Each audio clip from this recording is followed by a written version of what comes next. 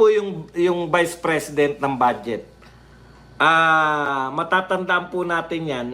Ang hiningi po nila at inaprobahan po ng NEP, National Expenditure Program, ang binigay po ng gobyerno ni Marcos para sa 2025 ay 2.037 billion. Ang budget dapat ng OVP ngayon. Pero dahil kaaway niya yung mga congressman at sunod-sunuran sa mga congressman yung mga senador, kinaltasan po, no? Kinaltasan po nila Martin Romualdez ng yung HOR po. Kinaltasan po. Pucha mo, yun lang sasabihin mo sa akin, Mura. O, huwag niyo isang ganyan kakakops.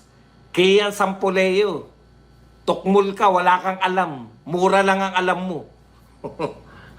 Nagdidiskusyon dito, ang pinag-uusapan dito, ideya. Ikaw ang alam mo lang, Mura. Matanda na ako, ikaw uhugin ka pa. Kailan pa naging masama Kailan pa naging masama maging matanda? Inggit ka ba? Matanda na ako pero napapanood mo pa ako. Okay, balik po tayo rito. Hayaan nyo lang siya riyan, mamaga siya. Ayaw niya ng pinanunood niya, pasakitin niya loob niya. Okay. Kinaltasan po to, no? Kinaltasan po to ni Martin, ng mga tauhan ni Martin. Anong sinasabi mong may kasalanan, Auntie Claire, ay si Vice President pa rin na may kasalanan? Sila na nga nagkaltas eh.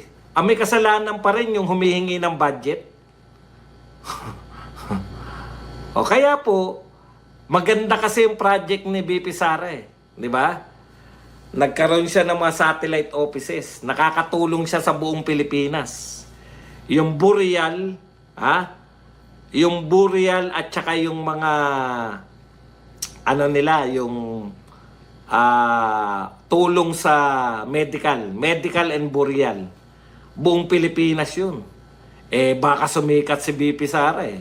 Isip nila, putya, baka lalong ikasikat yan. Tsaka negosyo day. Kaya, kinaltasan po nila ng budget. Yun lang po yun. Tapos may kasalanan pa rin si BP Sara. Mga baliktad talaga mga utak nito eh. Kayo na nagkaltas, sinisin nyo pa sa kinaltasan. Anong uri kayo ng gobyerno? Punta na po tayo rito. Natatandaan nyo po, ay eto muna tayo kay Jokno. Eto po, alam nyo po, yung mga katulad nila Jokno, sabik po yan sa mga, sa attention eh. Si Laila de Lima, sila Jokno. Okay. Katulad po yan, si Jokno, sabik po siya sa mga atensyon. Ito pong mga ganitong mambabatas, gagawa po ng batas. Maganda pong pakinggan. Di ba? Ang sabi nila, free labor yan in disguise of as experience.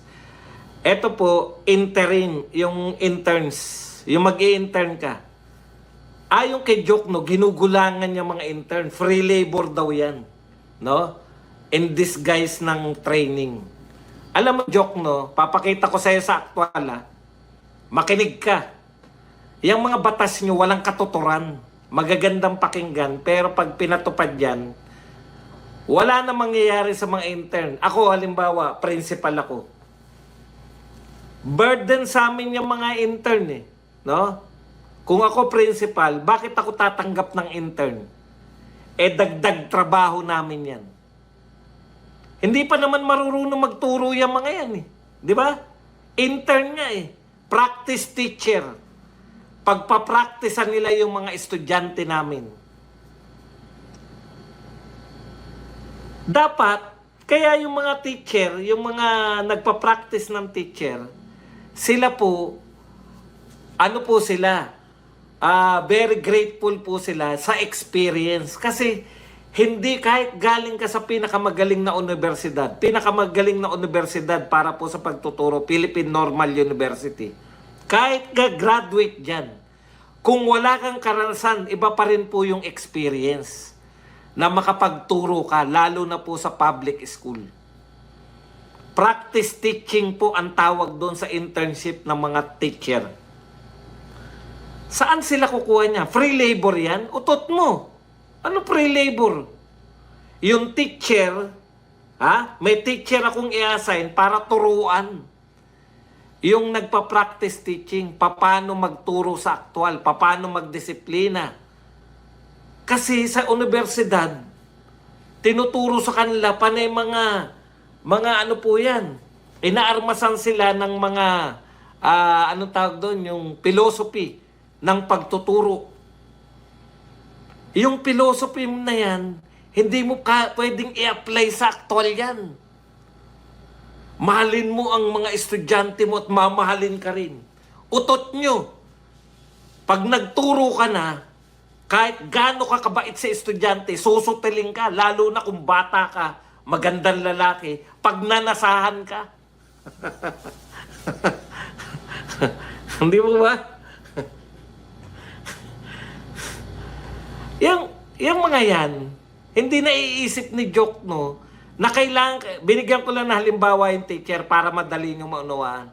Kailangan po sa experience, no, ng mga teacher na makapag-practice teaching sila.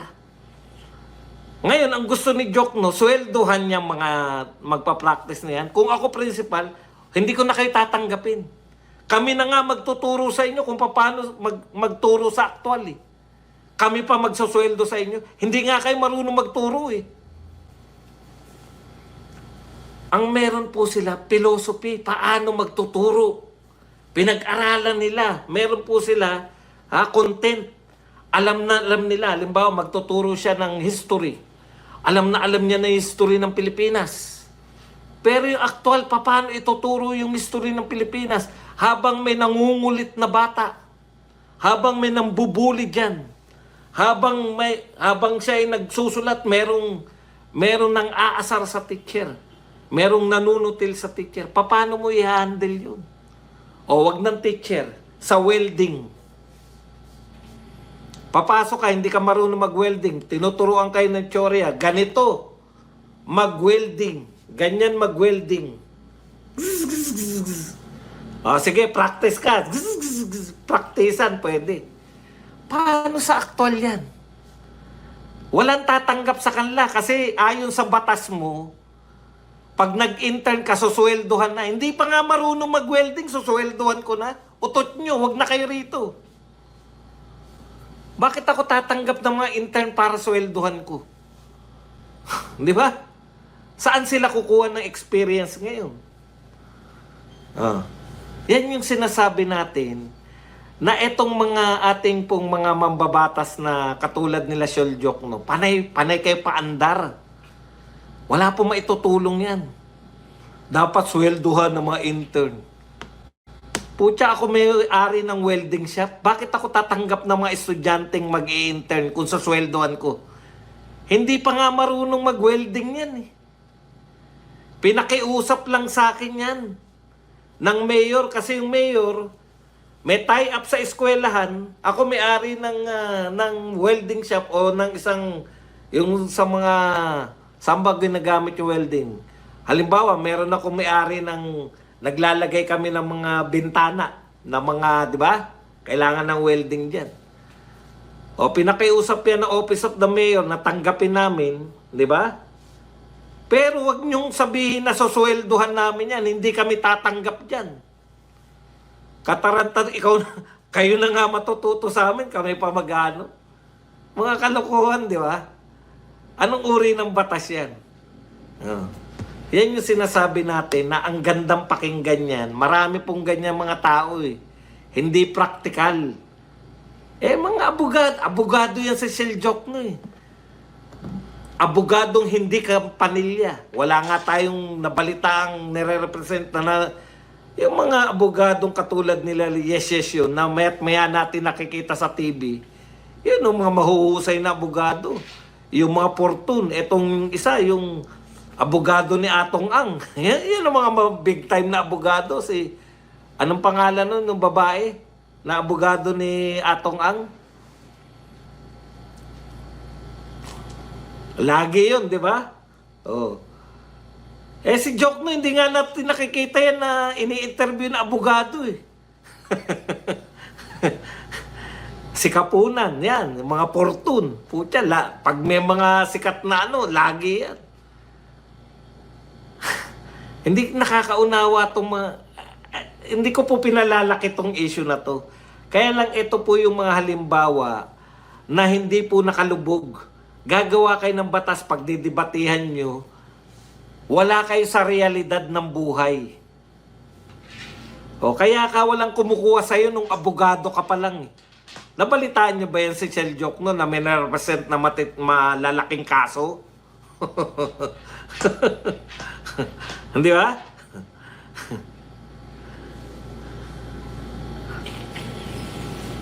O di, sabihin nila pang nurses. Ako hindi ko alam ang ginagawa na nurse eh. Hindi ko po alam. Be specific. Kasi kung lalahatin mo yan, kung lahat lahat po ng trabaho, bawal, kung ako po may-ari ng kumpanya, halimbawa may karinderya ako, kasi alam niyo mga senior high school, hirap po yung mga principal, saan nila OJT yung kanilang mga senior high school. Meron silang food and beverage. Hahanap pa po ang mga principal, ha? Yung principal po naghanap, nakikiusap po yan. Pupunta sa SM. Hindi naman principal mismo, kaya nga siya may tauhan. May tauhan po yung principal, pupunta rin, makikiusap dun sa SM. O pwede po ba yung sa food and beverage namin dyan sa yung mga restaurant dyan? O sige po. Pero hindi po sila yung nakiusap na lang nga kayo eh. 'Di ba? Para magkaroon ng totoong work experience sa totoong restaurant. Yung mga estudyante namin na senior high school, makikiusap kami, makikipag-tie up kami sa Jollibee. Yan po ang trabaho ng mga principal. Nung nagkaroon po ng senior high school, meron kaming kaya ang unang tinitignan namin ng mga principal, ano ang mga industriya malapit sa eskwelahan. Kunwari, yung eskwelahan mo malapit sa resort. So, ang mai-offer mo, yung mga trabaho pang resort, yung mga office, yung front desk office, di ba? Kasi meron kang mapag-OJT-han. Pag mag-OJT na yung mga senior high school, kaya komplikado po yan eh. Pag nag-usap po, yung mga walang alam sa mga senior high school, hindi maganda yung resulta ng senior high school, tigil na natin yan. Tinanong nyo ba yung mga principal? Man lang? Bibigyan ko lang kayo ng halimbawa. Putya yung mga iba naming OJT, o ibang, hindi pala ako, akala ko lang, yung ibang OJT sa SM, inabsorb na nung industriya. Yung pinakamagagaling dun, yung pinakamasisipag na nag-OJT, inabsorb na sila. O may trabaho na bago pa mag-graduate. Masipag naman to, tanggapin na. Nire-report po yan ng mga principal eh. Ilan yung mga na-absorb ng mga estudyante. Kaya ako nabubwisit minsan pag yung mga nagsasalita para sa mga principal, para sa mga ganito, mga walang katuturan, mga walang alam. Katulad niya mga ghost student na yan. Ano kinalaman ni BP Sara dyan? Ang ghost student, pagdating po sa tumatanggap ng, kasi yung mga private school po, dahil nauso nga to, talaga naman may malaki pong corruption dyan sa lintik na voucher na yan. Kung nireport ng private school na eto estudyante namin, eto yung babayaran sila ng DepEd. Sino po na meke? Yun. May kakutsabahan ba yun sa DepEd? Malamang. Ganun lang po yun. Kaya ito ang isa sa pinakapalpak na mga batas yan. Apprentice pa lang magbabayad, utot mo. Meron ako may-ari na welding shop, pinakiusapan na lang ako para tanggapin ko yung mga estudyante na yan. Hindi naman papasaya pag hindi. Alam niyo po ba yun?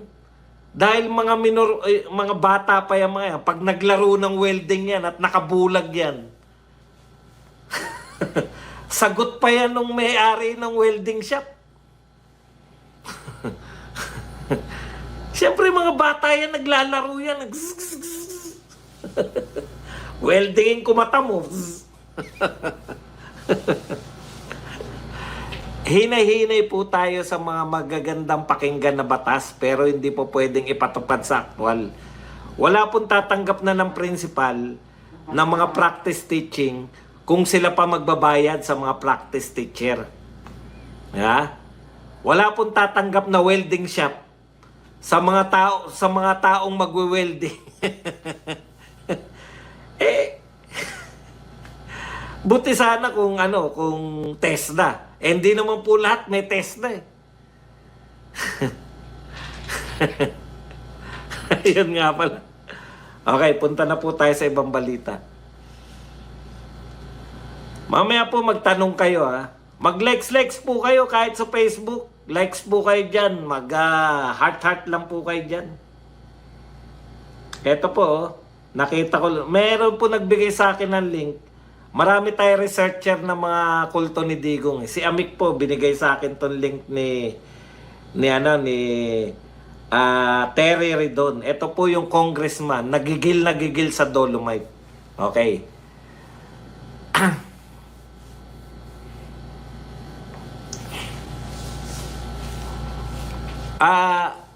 Sabi mo nga, madam, no? Sino ba to? Si Ate Hides. Sabi mo nga, depende, di ba? Pag binatas po yan, hindi na po pwedeng depende.